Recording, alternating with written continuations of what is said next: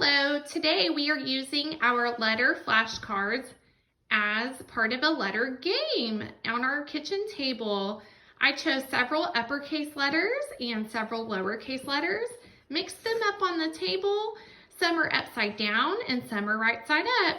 My 4-year-old is going to play this game with us. So watch and see how you can get your child involved in a fun, hands-on game for letter learning. Adley, I want you to find letter M. This is tricky. It doesn't look like it right now. It might be turned a little bit. Oh, there you go. Say the letter.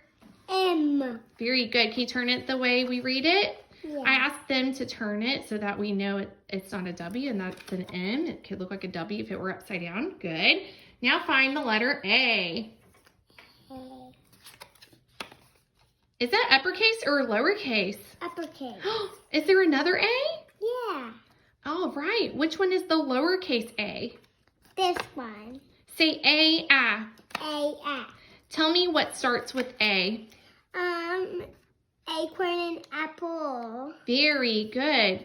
On tricky letters your child may need more reinforcement with, I would ask them objects that start with that letter. Okay, I'll take those. Find U. Find U.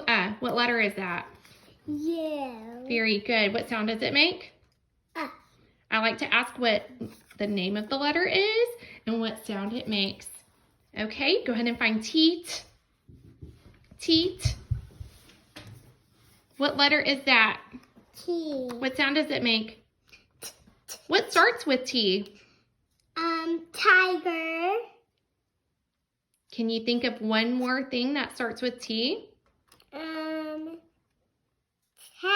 Like you chase someone and you stop them and they get you. That game of tag. So when you're asking your child what the letter starts with, it builds that oral language as well as reinforces the letter.